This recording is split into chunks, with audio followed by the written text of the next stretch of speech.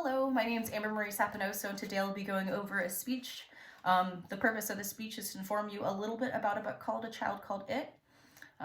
It's impacted my life and my views on other people, and I hope to accomplish a sense of understanding of the storyline of a story of being stuck in an abusive relationship. The title I chose today is called A Child Who Did Not Deserve This. To begin, I'll read a quote from the author that's pulled from the book, and it says, "After I count her steps, making sure she's gone, I breathe in a sigh of relief. The act worked. Mother can beat me all she wants, but I haven't let her take my will to survive." In today's speech, I'm going to be going over three main points. The first main point being the story setting, where it takes place, and a little bit about the information. The second will be the main characters, which there's two, if not about five, as well as the storyline. So to begin, for the intro, where it took place is in United States, in Daly City, California, during the 1960s and 1970s. So a span of 4 to 12 years for the child. The people involved is mainly white picket fence, city folk, and the main character is David Pelzer. He is the young boy who is being abused starting at the age of 4, and he's also the protagonist. The second character that I'll introduce is by the name of Catherine Pelzer, and she's the mother of David. She is the antagonist. She's in her late 30s. She's a typical wife who's got a job, kids, and a husband. And she's also the abuser of David. The storyline intro begins with who? As I said, the main character is David. What is the struggles and being abused by the mother? His mother actually starves him, forces him to drink ammonia, stabbed him in the stomach, as well as burned his arms and made him eat his own vomit. When it took place, before I said the 60s and 70s, within a span of 8 years of his life. And where it mainly, the setting was, not only was it in Daly City, California, it also took place driving around, as well as mainly at his house and as well as school. The reason why, there is no reason why she did this. Many speculate that it's because that he was a scapegoat and that their marriage was deteriorating, so she took it out on him, and as well as her drinking problem. The main plot is that David endures all the punishments daily, as well as trying to be and maintain his childhood. And the confrontation begins.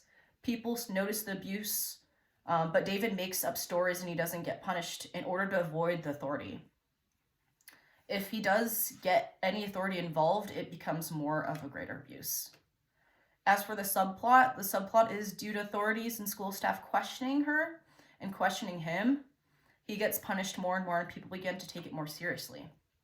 The mother then decides to be a little bit more kind to David so that there is no suspicion of abuse, which then works. The resolution becomes that she explains to David to lie more and say, "It was an accident, I fell off my bike." And the conflict arises and David's dad leaves. This is important to the story because David's dad is his hero, quote unquote hero, and when David's dad is there, he does not get abused. This is when David becomes numb. As a child, he faces these types of things and goes through almost a suicidal or depression state. David knows that he's going to succumb to his death sooner or later. In the end, the family gets into a car and David starts praying.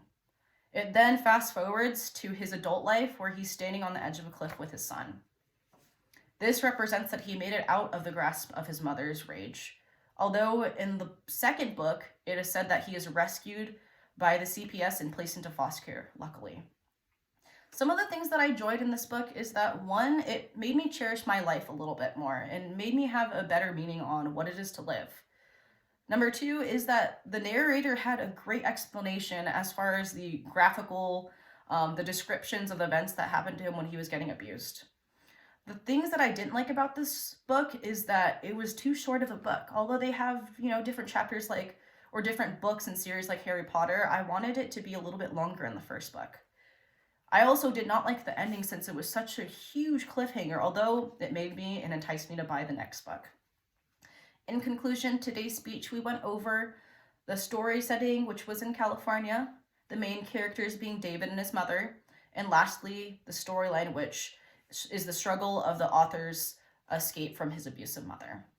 Overall, this book may be touching for some and hard to read or listen to, but it's a great book to pick up once in your life. Thank you.